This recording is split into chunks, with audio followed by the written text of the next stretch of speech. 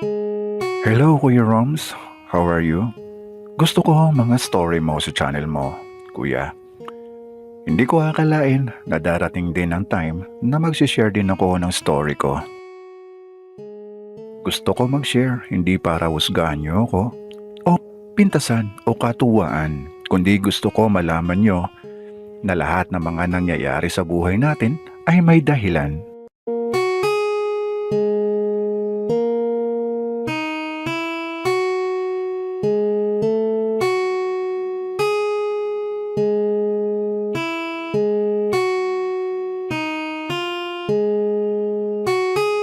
Just call me Lorenzo, Kuya.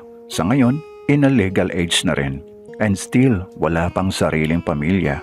This is my story. My dad is a US Marine War veteran, Kuya. Nagkakilala sila ni Mami sa US na rin. Dahil isang airline crew ang mom ko. Halos kalahati ang agwat ng edad nila na mas matanda si Daddy. Doon na rin ako ipinanganak sa US. But when my father was diagnosed with a post-traumatic stress disorder or the PTSD, my mom decided na iuwi ako sa Pilipinas para maalagaan daw niya ng mabuti si Daddy. Wala pa akong 1 taong gulang noon. Iniwan niya ako sa lola ko na mother niya. Si Lola Marcia isang public school teacher, Kuya, at nagsusulo na lamang sa buhay. Dahil namatay na rin ang asawa niya na lolo ko. Nag-iisang anak lamang nila si Mami at isa pang ampon nila. Kaya tuwang-tuwa si Lola nang dumating ako sa buhay niya. Para maalagaan ako ng gusto ay kumuha siya ng tagapag-alaga ko. Tawagin na lamang natin siyang si Nanay Valerie. Kapag nasa school ang lola ko at nagtuturo, si Nanay Val ang kasama ko sa bahay. Habang lumalaki ako, Kuya Roms, hindi ko naman naramdaman ang presensya ng mami ko at ng daddy ko. Every time I ask Lola, wala daw siyang balita sa mami ko dahil hindi na daw ito tumatawag man lang. Nakakaranas din ako ng pambubuli sa school dahil maputi ako at mukha akong Amerikano. Dahil nagmana ako sa daddy ko na isang Caucasian. Tawag nila sa akin ay Tisoy. Pero marami din naman ang natutuwa sa akin. Venus is one of my classmates. Maganda siya at madalas kaming magkasama dahil naging magkaibigan kaming dalawa. At madalas siya nagiging muse ng section namin at ako naman ang escort. Nararamdaman kong gusto ako ni Venus as gusto ko rin naman siya. Pero dahil mga bata pa kami, hindi kami pwedeng magkaroon ng relasyon. At ayaw kong magalit sa akin ang lola ko. Pero nagkaroon naman kami ng unawaan. Habang lumalaki at nagbibinata ako, Kuya, ay hindi ko maiwasang hanapin at isipin si Mami. Naiinggit ako sa mga kapwa ko kapag nakikita ko silang kasama nila ang mga magulang nila. Lalo na kapag may mga mahahalagang okasyon sa school. Ganun pa man, pilit naman pinupunuan ni Lola Marcia ang lahat ng pangangailangan ko. Siya ang gumagabay sa akin habang lumalaki ako. Kaya mahal na mahal ko si Lola. Hanggang sa ang pananabik ko sa magulang ko lalo na sa mami ko ay nakalimutan ko na. Ang pananabik ko sa kanila ay napalitan na ng galit sa kanila. Pakiramdam ko kasi basta na lamang niya ako iniwan na parang isang hindi tao. Sobrang sama ng loob ko kay Mami. Kaya kahit sa picture ay hindi ko siya magawang tignan. Kahit isa boses man lamang niya kasi ay hindi ko narinig magmula na magkamalay ako bilang tao. 4th year high school, JS prom. Hindi ko makalimutan ang araw na yon. Sabay na kami nagpunta ni Venus sa school. Pang king and queen of the night ang pormahan namin. Ang ganda ni Venus sa bihis niya na mala Diyosa. Sa kalagitnaan ng programa ay bigla na lamang akong hinila ni Venus papunta sa isang madilim na bahagi ng school. Pumasok kami sa isang room. Kami lang ang tao. Kaagad akong hinalikan ni Venus. Hindi ko maipaliwanag ang tuwang nararamdaman ko ng mga oras na yon. Nasa kalagitnaan na kami ng tiktokan nang may napansin akong ilaw ng flashlight na palapit na sa kinaroroonan naming dalawa. At maya-maya ay nasa harapan na namin. Takot at hiya ang nararamdaman naming dalawa.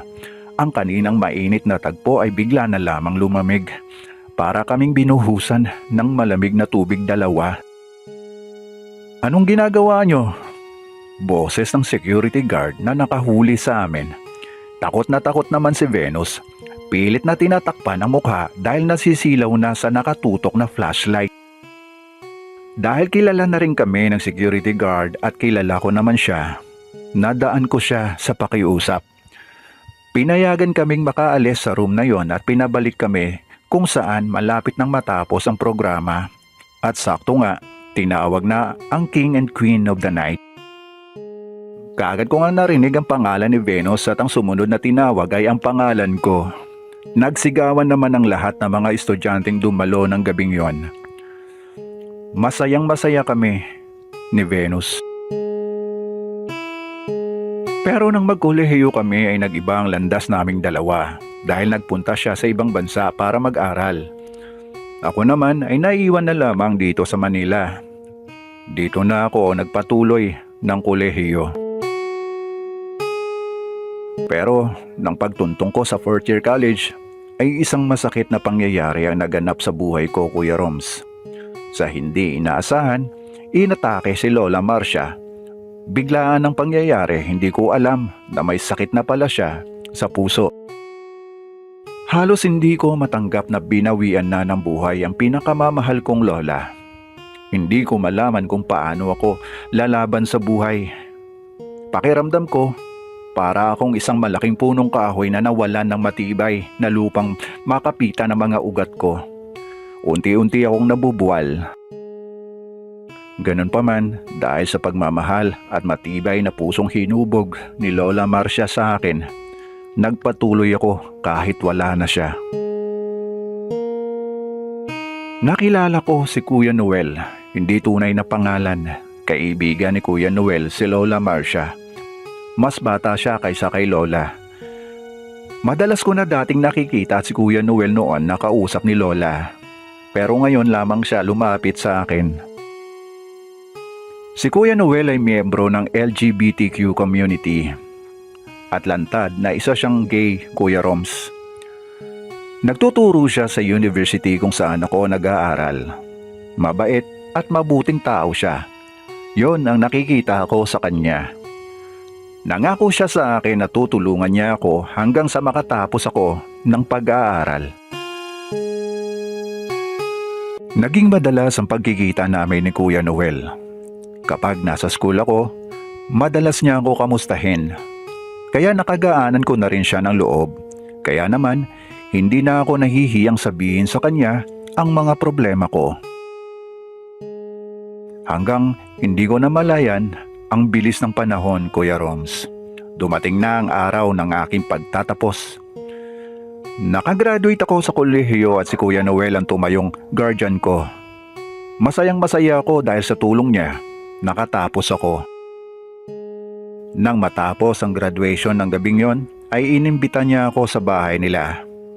Naghanda daw siya ng konting salo-salo para i-celebrate namin ang pagka-graduate ko. Sumama ako sa kanya at nadatnan namin sa bahay niya ang ilang mga malapit na kaibigan niya. Si Nanay Val ay naroon din. Nagkasayahan kami ng gabing yon. Nagkantahan, kainan at inuman. Pero hindi naman ako uminom dahil ayaw ko talaga. Si Kuya Noel ay masayang masaya kaya nakarami na rin ng alak. Hanggang lumalalim ang gabi ay isa-isa na rin nagpaalam ang mga bisita. Hanggang napansin kong kami na lamang ni Kuya Noel. Pero bigla na lamang siyang bumagsak. Natakot ako nang makitang wala siyang malay. Sobra akong nag-alala. Napansin kong dala lamang ng maraming nainom na alak kaya siya bumagsak. Kaagad ko nga siyang binuhat papunta sa kwarto. Gusto ko na sanang umuwi sa bahay pero hindi ko pwedeng iwanan si Kuya Noel. Kaagad ko nga siyang pinunasan at binihisan hanggang sa unti-unti nagkamalay siya. Salamat, Lawrence. Kahit total ay nagsalita pa siya. Pero nagulat ako sa sumunod na sinabi niya. I love you, Lawrence, higit pa sa pagkakaibigan natin. At sunod na pangyayari ay naramdaman kong dumampi ang mga labi niya sa mga labi ko. Hindi na ako nakatanggi kay Kuya Noel.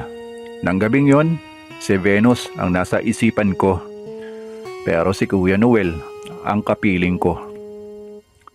Dahil sa pambihirang ginagawa niya sa akin, hindi ko maipaliwanag kung bakit pinaubaya ko ang sarili ko sa kagaya niya. Umaga na ako nakauwi sa bahay. Tulog pa si Kuya Noel nang ako ay umalis. Nadatnan ko sa bahay si Nanay Val. Pero wala akong kamalay-malay na may tao palang dumating sa bahay. Ang taong bumalik sa buhay ko na siyang maging dahilan ng pagbabago ng lahat. Isang magandang babae, matangkad na kahit alam kong may edad na, ay kaakit-akit pa rin siya tignan. At nagulat nga ako nang bigla siyang lumapit sa akin at kaagad na niyakap ako. Siyang mother mo, Lawrence. Salita ni Nanay Val. Congratulations, anak. Graduate ka na pala sa college. Patawarin mo ako kung ngayon lamang tayo nagkita. Namatay na ang daddy mo sa US. Kaya ngayon lamang ako nakauwi. Ipinakita kong galit ako sa kanya. Kaagad akong kumalas sa pagkakayakap niya sa akin. Ramdam ni Mami na galit ako, kaya kaagad niyang inulit ang paghingi niya ng tawad sa akin. Napaiyak na lamang ako nang muli kong maalala ang mga panahong kailangan ko siya at si Lola ang nagpuno ng lahat ng yon. At hindi ganun kadali na mapatawad ko siya. Kaagad akong lumabas ng bahay at hinabol naman ako ni Nanay Val pero wala rin siyang nagawa. Tumuloy ako sa bahay ni Kuya Noel. Gusto kong magpalipas ng sama ng loob ko kay Mami. Nadatnan ko nga si Kuya Noel at kaagad nga niya akong tinanggap at pinapasok sa bahay niya. Sinabi ko sa kanya ang totoong dahilan kung bakit ako nagpunta sa kanya. Sinabi ko na nasa bahay si Mami at hindi ko siya matanggap. Pinayuhan ako ni Kuya Noel. Bigyan mo ng second chance ang mom mo, Lawrence. Listen to me. Salita ni Kuya Noel sa akin.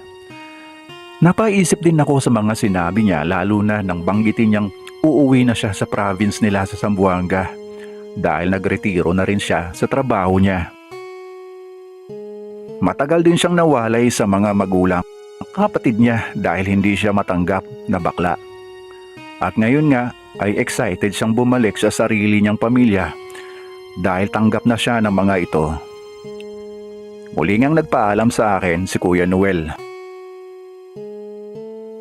Bumalik ako sa bahay, Kuya Roms, at masayang masaya si Mami nang madatnan ko siya. Pero mahirap para sa akin. Kaya pinipilit kong maging maayos kami. Lalo na at naalala ko ang mga sinabi ni Kuya Noel.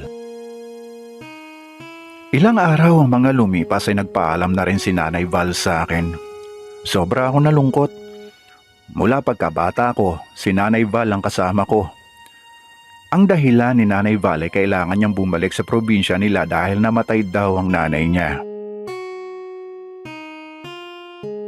Kaming dalawa na lamang ni Mami ang naiwan sa bahay. Dahil ilang talaga ako sa kanya, pinipilit kong lumabas ng bahay kahit wala naman akong ginagawa sa labas. Pilit akong nagpapakalayo sa kanya. Isang gabi nasa kasarapan ako ng tulog na makarinig ako ng malakas na kalabog mula sa CR. Bigla ako nagising at kaagad akong nagpunta sa banyo namin at nakita ko ang nakahandusay si Mami. Nadulas pala siya. Natakot ako kaya tinulungan ko siyang tumayo. Napansin kong wala siya sa kanyang sarili. Hindi ko alam kung lasing ba siya. At kaagad nga niyang binuksan ang shower, kaya pareho kaming nabasa. Napansin ko maganda niyang katawan. Nakatawa sa akin si Mami na makita niya reaksyon ko nang bumuhos na sa akin ang malamig na tubig mula sa shower. Ang sexy ng ngiti sa akin ni Mami. Lalo na at nasa harap ko na ang maganda niyang katawan. Nang gabing yun ay ibang tao ang tingin ko sa kanya. Niyakap ako ni Mami, Kuya Roms. Hindi ko maintindihan ang nararamdaman ko nang halikan ako ni Mami. Lumuhod siya sa harap ko, hindi para humingi ng tawad, kundi para trabahuhin ako. Hindi ako makapaniwala sa ginagawa sa akin ni Mami. Sabi pa niya, ang laki ko daw para daw si Daddy. Namiss daw niya si Dad, kamukhang kamukha ako siya. Sa sarap ng ginagawa sa akin ay naaalala ko din ang ginawa ni Kuya Noel. Pati si Venus ay naaalala ko na naman. Dinala ko si Mami sa kwarto. Ipinagpatuloy namin ang tiktokan naming dalawa. Maaga akong nagising kinabukasan at pagkagising ko ay nakahanda na ang mga pagkain. Ramdam ko ang pagmamahal ni Mami sa akin. Araw-araw din umaalis si Mami at di ko alam kung saan siya pumupunta. Kapag tinatanong ko siya sa mga kaibigan daw niya na galing din ng US. Halos gabi-gabi ay may nangyayari sa amin ni Mami. Hanggang dumating na nga sa point na nahihiya na ako sa aking sarili. Dahil ramdam kong ina ko siya. Isang gabi hindi umuwi sa bahay si Mami. Kaya sinubukan kong pumasok sa kwarto niya. Nakita ko mga gamit niya na nakakalat. May napansin akong mga gamit na mga hiringgilya. At may napansin akong tira sa plastic ng kulay puting powder. Nang suriin ko, ito ay isang uri ng illegal na gamot. Hindi ko alam kung magagalit ako o maaawa kay Mami, Kuya Roms. Nang paglabas ko ng kwarto niya ay nasa harapan ko na si Mami. Dumating na pala siya nang hindi ko napansin. Kahit nga siyang nagmakaawa sa akin at humingi ng tawad, inamin niyang gumagamit siya ng illegal na gamot. Nagsimula daw siya nang magkasakit si Daddy sa US dahil sa di makaya ng stress. Napaiyak na lamang ako at nagtangka akong umalis ng bahay. Pero umiiyak na pinigilan niya ako at nagmakaawang wag ko daw siya iwan. Ako na lamang daw ang meron siya. Napag-isip ko din na hindi ko pwedeng iwanan si Mami sa sitwasyon niya. Kinausap ko ng mabuti si Mami at nangako ako na tutulungan ko siya. Sinabi ko sa kanya na kung gusto niyang magbago at kung ayaw niyang mawala ako sa buhay niya, kailangang ipasok ko siya sa isang rehab center. Halos 1 taong na malagi si Mami sa rehab center. Hanggang tuluyan na siyang gumaling. At inamin naman sa akin ni Mami na buhay pa ang daddy ko sa US. Kaya na makalabas sa rehab ang Mami ko, kaagad kaming lumuwas papunta ng Amerika. Masayang masaya si Daddy na makita niya ako. Nagpapasalamat ako dahil muli kaming nabuo at tinanggap ako. Sa ngayon, Kuya Roms, ay naghahanda na ako para sa pagpasok ko sa US military. Sa susunod na buwan para mag-training. Sorry ako, Lorenzo.